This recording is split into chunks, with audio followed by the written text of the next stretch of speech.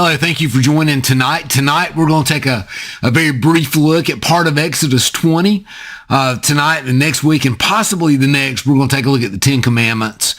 And we know that God summoned Moses to Mount Sinai, and he gave him these commandments. And you know, I think it's interesting. Lately, I've had several people kind of debating me and have made the statement, well, you know, we're not under the Old Testament anymore because of Christ. And Jesus himself said, I didn't come to replace the law. I came to fulfill it. And he said, until the end of time, not a jot or tittle will disappear from the law. And jots and tittles, by the way, are markings in Hebrew. So Jesus literally was saying that not a period, not a apostrophe, question mark, not a vowel, not a consonant will disappear from the law until the end of time. Because Jesus said, I didn't come to abolish it. I came to fulfill it. So in Exodus 20, tonight we're going to look at the first 4 verses and just talk a little about them. It won't be a very long time. But in Exodus 20, I said first 4. We're going to look at the first 4 commandments. And that will take us through to, I believe, to verse 11 or so. Then the Lord spoke all these words, saying, I am the Lord your God who brought you out of the land of Egypt, out of the house of slavery. You shall have no other gods before me. And really, you know, we take that to mean we should have no other gods. There's no other that we worship. Now, the first 4 commandments deal with humanity's relationship with God. So the very first thing God said is you can't have any other gods, period. And we'll talk more about that in just a moment. He says, you shall not make for yourself an idol or any likeness of what is in heaven above or on the earth beneath or in the water under the earth. You shall not worship them or serve them, for I, the Lord your God, am a jealous God, visiting the iniquity of the fathers on the children, on the 3rd and 4th generations of those who hate me, but showing love and kindness to thousands to those who love me and keep my commandments. Now those first 2 commandments, have no other gods before me, and do not make an idol or a likeness. In Moses' day, the first thing I would tell you is that many of the lands in which they moved through and the cultures around them were poly. I'm trying to think of the right word. They were their theology. They had, it was polytheism. That's the word. They had many gods. A lot of those lands had many gods. We still see that today in some cultures. God said there are no little g gods. There, you know, that have no other gods before me was God's command. And then he said, don't make for yourself an idol or a likeness. And of course, we take that and can immediately go in Exodus, not long after this, to where Aaron fashioned the golden calf. And they worshiped this golden calf. They worshiped this little idol, you know. And so we think, well, it's ridiculous. We would never make a golden calf. We would never do these things. And yet, you know, most of us in the United States, those that believe in God, believe in Jesus Christ, believe that God, the God of the Hebrews, Elohim, is the one true God. We would say that. We would vote on it. We would believe it. But then we worship other things. Then we have these little g gods in our lives.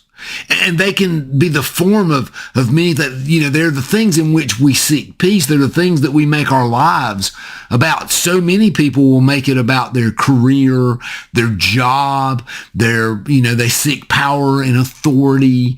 There are a lot of, I'm trying to be careful how I say this.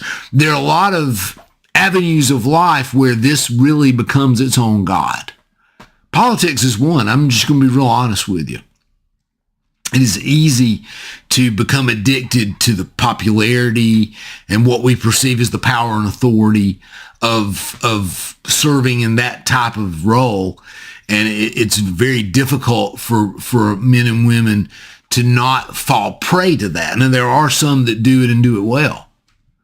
But there are some, I've seen many a good man or woman to go into politics and it just really shred them. So you got to be careful. You got to be careful in anything you do, but those are idols. When we choose to pursue them over God, our pride is probably one of our greatest idols that we have. That we allow, that's why Satan appealed to Adam and Eve through pride. Now God said, have no other gods before me, and don't make idols and don't worship them. And he said, I will visit the iniquity of the fathers on the children of the third and fourth generations of those who hate me, but I'll show loving kindness to thousands, to those who love me and keep my commandments. So God's clear, have no other gods before me, and don't make an idol or anything that you have in your life something that you worship. The sin is not in making the statue. The sin is in worshiping the statue. It's in giving the statue, or whatever it might be, that place in your heart that God should occupy. In verse 7, he said, you shall not take the name of the Lord your God in vain, for the Lord will not leave him unpunished who takes his name in vain. Now, I remember growing up, my mom, my grandmother taught me, there are some things you don't say. There are people, when I got into the working world and working in IT with people all over the nation, I would hear people that would use the name of Christ as a slang term of anger. They'd say his name and say it in an angry response, or it's just as a form of profanity. They would use the name of God.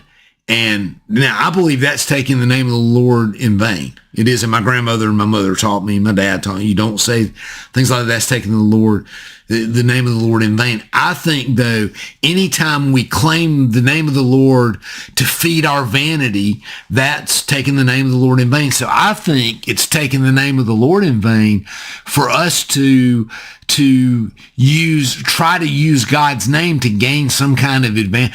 I've known of people who would go to businesses and say, hey, well, I'm a member of Ebenezer Baptist. I'm a Christian. You ought to treat me better than this. And anytime we use the name of Christ to try to gain an advantage on someone, and again, it's a state of the heart, that's taking the name of the Lord in vain. So it's more than just using it as a curse word or using it as in profanity. It is using the name of God to try to gain some kind of advantage over anybody. The fourth commandment, the last one that actually specifically deals with the humanity and our relationship with God. In verse 8 it says, remember the Sabbath day and keep it holy. 6 days you shall labor and do all your work, but the seventh day is a Sabbath of the Lord your God. In it you shall not do any work, you or your son or your daughter or your male or your female servant or your cattle or your sojourner who stays with you. For in 6 days the Lord made the heavens and the earth, the sea, and all that is in them, and rested on the seventh day. Therefore the Lord blessed the Sabbath and made it holy. Now, all right, here's something. I believe that our day of worship ought to be a day set aside to God. And that ought to be a time of holiness. And for most people, that could be a Sabbath. Now, I want you to check this, though. If you serve on a church staff, Sunday is one of your hardest days. So you got to have another time that you set aside. As he said, the value of the Sabbath was that God rested on the seventh day. That God took a step back. God was not weary. He was not exhausted. His rest was, as we talked about a couple of weeks ago on Sunday morning, his rest was a rest of completion, of fulfillment. It wasn't a rest of exhaustion. We, on the other hand, get exhausted. Humans, all of us, If you work 7 days a week, end upon end, you eventually will end up in the hospital or in a grave. Because you just can't sustain that pace. So God said we need to set aside a time, whatever that might be, that we rest, that we, have this time that we are, that we've turned this into, you ought to be at church on Sunday. Well, I believe you ought to be at church on Sunday, but not, I believe it ought to be because worshiping God ought to be important to us. It ought to be set aside and special, you know. And for many of us, over the centuries, tradition had made Sunday that Sabbath, that day of rest. And it would be a day that we would draw back. It would be a day that I think it's important to spend time with family, to take your nose off the grinding wheel, if you will, and just recharge. And because God did that and he modeled that for us, and therefore we ought to do it. And worship, you know, worshiping God, he's dealt with worship in the previous 3 commandments. and we ought to worship God every day, but yes, we should set aside a day to worship. But you need time to step back. If you're burning both ends of the candle, you're missing your family, you're missing your church family. There's so much that you're missing out on. And you're grinding yourself to a really bad place. So remember the Sabbath day and keep it holy. That's where we're going to draw our line this week. Next week, we will pick up and talk more about the next 6 commandments deal with humanity's relationships with each other. And that still is a reflection of our relationship with God, but that's where we'll talk next week. Hope you have a great week. Would love to see you Sunday.